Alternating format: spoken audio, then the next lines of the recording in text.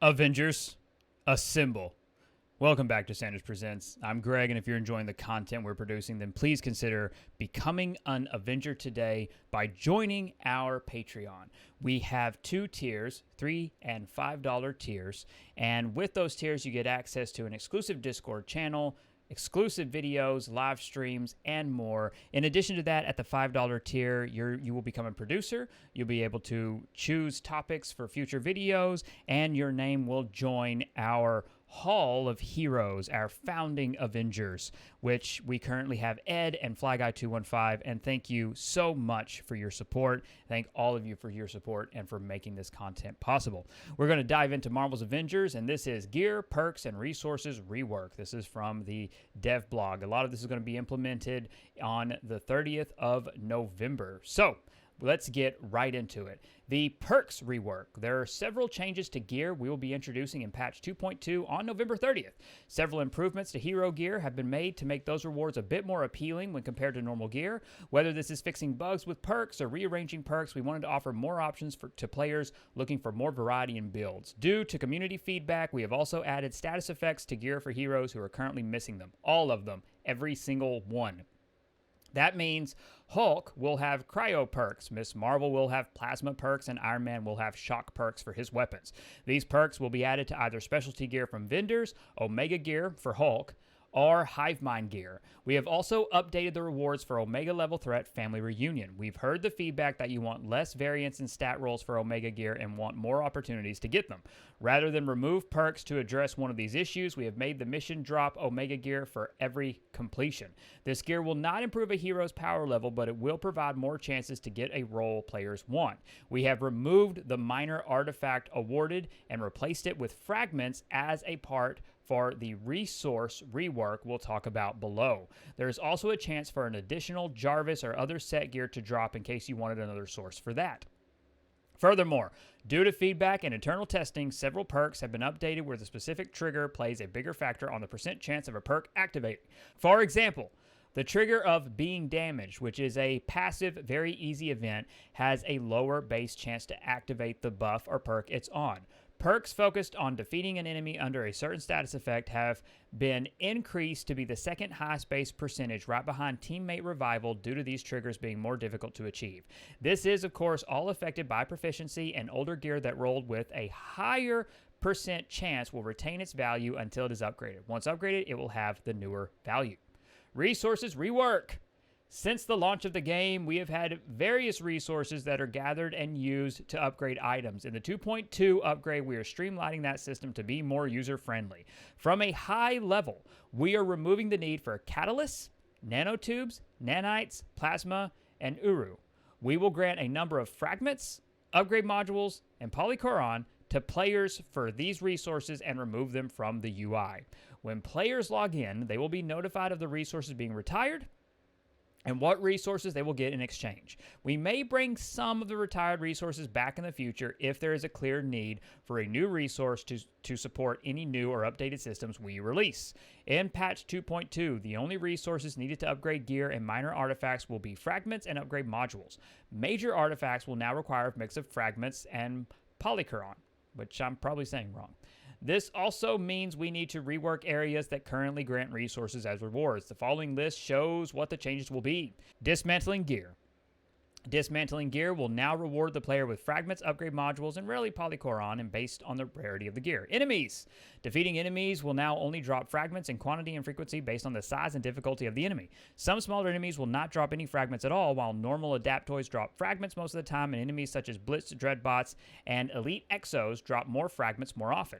Mission rewards. All missions that had a non-standard resource as a reward will have it replaced with fragments in larger amounts. All missions and mission chains have some fragments or upgrade modules as a part of their reward, with the amount increasing based on type of mission. Strong boxes. Only a few strong boxes will continue to give out fragments, as the others will focus on higher quality gear. Large strong boxes and stockpile strong boxes will focus on giving out resources, with stockpile strong boxes also awarding upgrade modules. Silver, gold, shield cache, and DNA strong boxes will not award fragments or upgrade modules. Gear and faction vendors. With no need for the retired resources, we have removed all the resource conversion options from all vendors and replaced them with specialty gear offerings similar to the Wakandan gear vendor.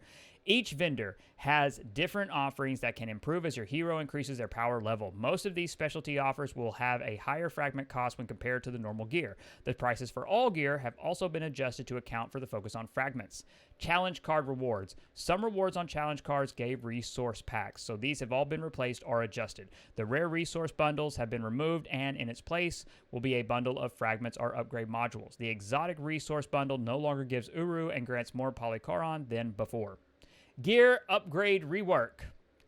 Gear should be important. We want players to hold on to gear they find is cool or helps them achieve a desired play style without the need to replay activities when they reach the power level limit to get another version of that gear. So we have introduced a new upgrading system allowing players to infuse their gear and increase its power level along with the player's progression. The gear you like can now be carried along your journey to max power level with a few rules. Updated requirements. Only gear that meets the following requirements can now be upgraded. Quality. Only epic or higher quality gear can be upgraded or used to upgrade gear. Slot. Gear can only be upgraded with gear in the same slot. Ranged gear can only be upgraded using ranged gear. Minor artifacts share the pool of gear they have access to. Power level. The upgrade system only uses gear above power level 100. So even if your hero is above power level 100, the gear itself must be at least power level 100. Upgrade costs. Players will now be able to improve the power level of an item by consuming a higher power level item and paying the upgrade cost. The cost is fragments and upgrade modules and will be modified based on a few factors. The upgrade cost will be increased if the rarity of the gear pieces is less than the gear piece being upgraded. For example, if players use an epic gear piece to upgrade a legendary, the upgrade cost will be higher. Conversely, players will get a discount consuming a higher quality item to upgrade something else. The upgrade cost is also based on the power level difference. If an epic gear piece is being used to upgrade another epic gear piece from power level 100 to 101, then the cost will be 100 fragments and 10 upgrade modules. That cost increases per power level upgrade. The same gear being upgraded from power level 100 to power level 102 will cost 200 fragments and 20 upgrade modules. These costs start increasing beyond power level 140 and do not include the rarity modifications. Process. When you view gear above power level 100, you will see a new prompt at the bottom for upgrading. This will bring a new menu of gear that is applicable to be used for upgrading. You can then view the cost to upgrade and preview what the final results will be after upgrading. Below is an example of the cost difference in consuming a higher quality item. Note that the resulting attributes are the same regardless of the quality of item consumed. Older gear. So what is happening to the gear you already have, upgraded, saved, etc.? First, all gear dropping in this update will now have all perks unlocked by default, doing away with the upgrade requirement. Second, all gear will be at the power level it is before the patch. An upgraded item at power level 140 will be 140 after the change, and a power level 130 unupgraded item will be power level 130, but all the perks will be unlocked. Power cap. After the update, all existing epic or higher gear pieces can be upgraded to power level 140. You can upgrade gear to power level 150 with items obtained by completing both the Omega level Threat Family Reunion and the Discordant Sound Raid mission chains. You can obtain gear up to power level 165 by completing the elite version of the Discordant Sound Raid and either equipping the rewards from the mission chain or using them to upgrade existing gear. More details about the raid rewards to come in a future blog. So, I think all these changes are a great positive. I'm very much so excited for them, especially the resource rework. I always thought that was unnecessary, and I like the changes that they're making to gear. These are small changes. You know, you might call them niche, you might consider them nitpicky, you might consider them insignificant, and to each their own, that's fine. I myself am very excited for this. I think that these are good quality of life improvements, because overall, that's what we need to be seeing with this game. We need quality of life improvements in addition to the big significant changes as well. So, let me know how you feel about this. Were there changes you wanted to see? Are you going to miss resources? I always think that's an interesting discussion. Like, you know, with the streamlining of resources is something I'm all for, but I am wondering how other people will take that. So I look forward to hearing your thoughts on that.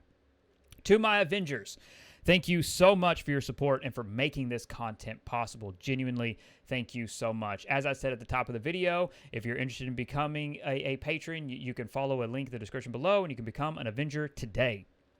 To everyone, thank you for watching and being a part of this conversation. Please consider liking this video, subscribing to the channel, sharing this content with your friends across social media. It all helps immensely with YouTube's analytics and YouTube's algorithms. It lets YouTube know, hey, let's recommend this. Let's get this out. And I do very much so appreciate it. Above all else, and most importantly, stay safe, take care of others, and have an absolutely wonderful day. Bye, everyone.